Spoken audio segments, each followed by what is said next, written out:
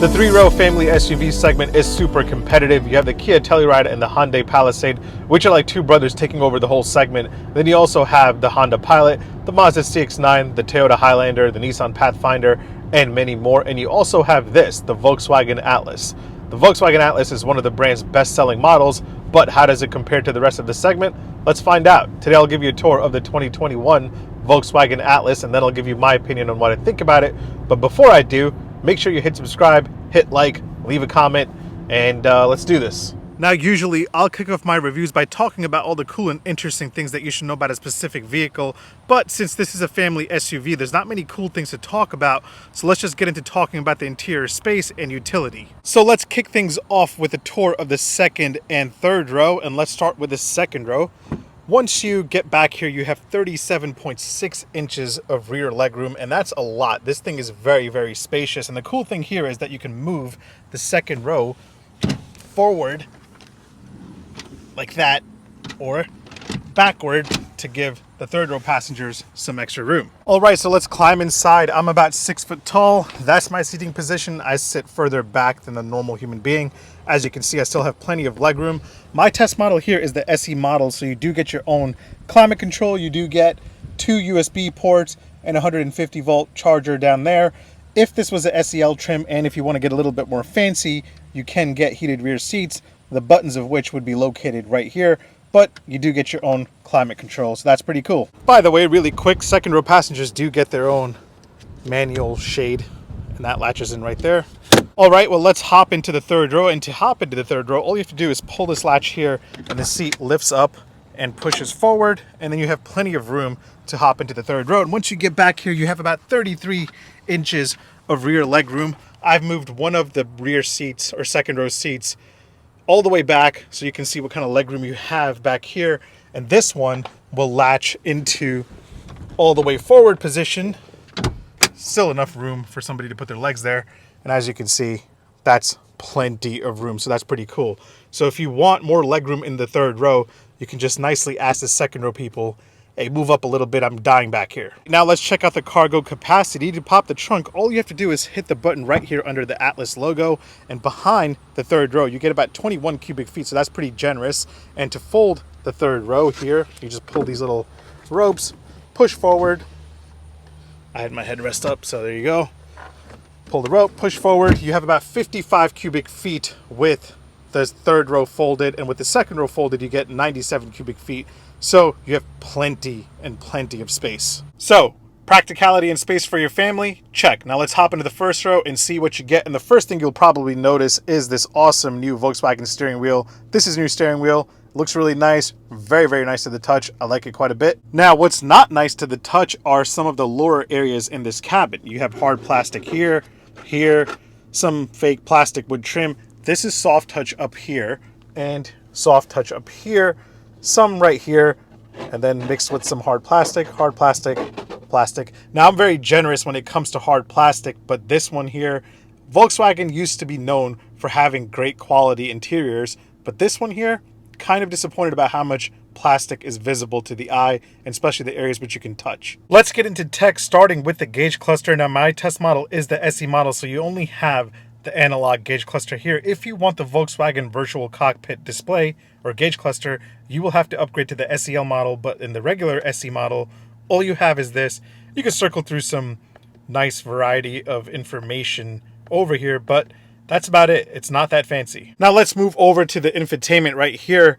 I like Volkswagen's infotainment system, and it's not because of all the fancy things that you can do. You don't have sounds of nature or other meditation sound gimmicks in here. It's just pretty straightforward. It's very quick, very smooth. I like it a lot. My test model does have the tech package, so this gives you Apple CarPlay and Android Auto in an 8-inch touchscreen display. If you went for the lower models, you would get only a 6-inch touchscreen display, so definitely upgrade with the tech package. And if you want navigation, that is optional. As you can see, I don't have navigation, but I do have Apple CarPlay, so I'm okay with Google Maps. Now, since there's not many fancy things in this infotainment system, it's pretty straightforward. You have a climate control screen. This is your main menu screen where you can access deeper menu items. Then you have something called the Think Blue Trainer. And from when you start the Volkswagen Atlas, it'll start measuring how efficient you're driving. I'm scoring 94 out of 100. I'm averaging 11.3 miles a gallon.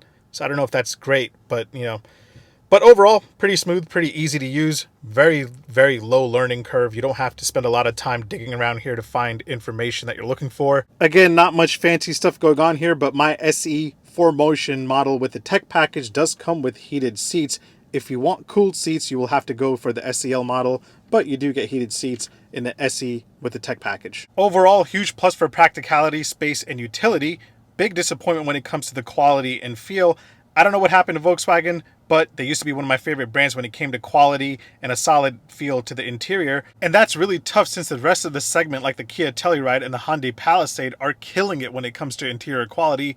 Also, the Honda Pilot, the Mazda CX-9, all very, very good when it comes to interior quality. So this one here really needs to step it up. Now let's get into talking about pricing. When you go to Volkswagen's website, you'll see a huge list of different Atlas trim levels.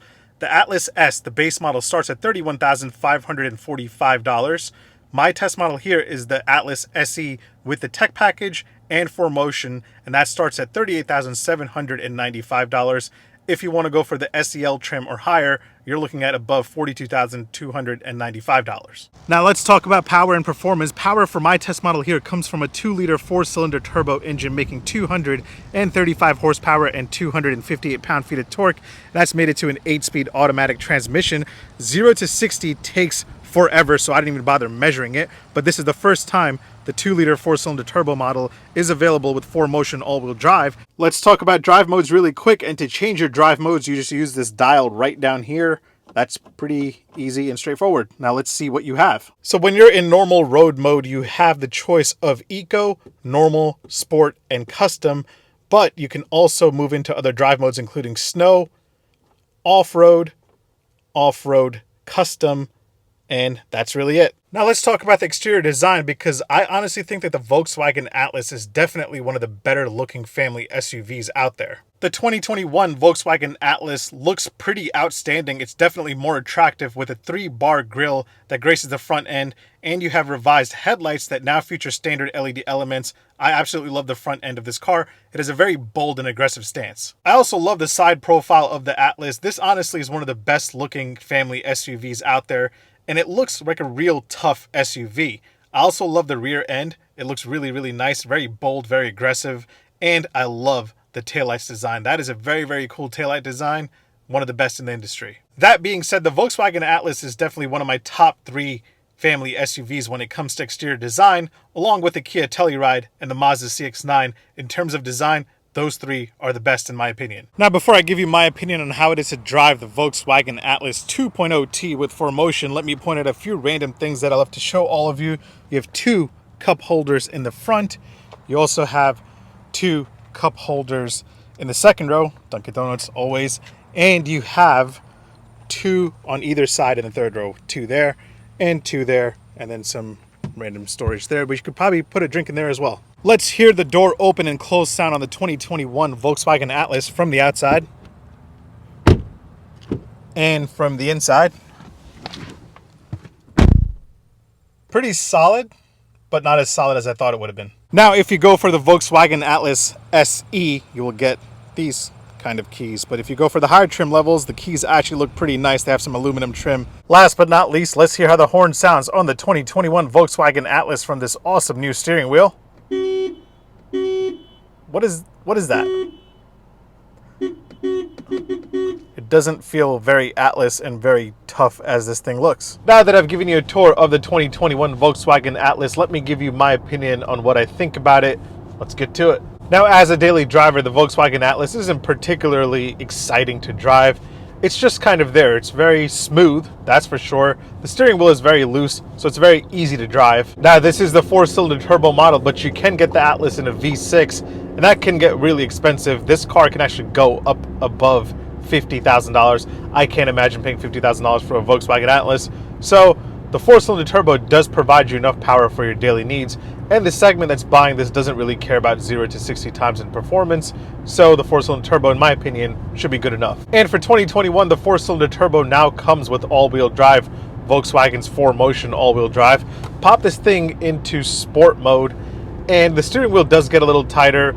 it does accelerate a little better, but again, this is not meant to be something that gives you great feedback and puts a smile on your face. This is just a daily driver for your family. The major advantage the Atlas has over the competition is the interior is so spacious. Not only do you have a lot of cargo capacity, but you have a lot of second row legroom and a lot of third row legroom. That being said, my top picks in this segment include the Kia Telluride, the Hyundai Palisade, the Honda Pilot, and the Mazda CX-9. I would definitely test drive the Volkswagen Atlas and see if it fits your lifestyle.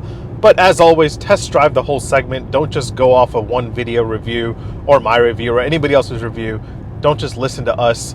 Actually go out there and test drive everything in the segment that you're shopping in and make a wise decision, the one that fits your budget and your lifestyle. Either way, thanks for watching. I'll see you next week. Make sure you hit subscribe. Make sure you follow me on Instagram at omardrives or on TikTok at omardrives, and share my channel with your friends that also enjoy cars. I'll see you next week. Take care. Peace. Just a common SUV for a very common day. I'm gonna go swap this out for an Audi S4, so that should be pretty fun.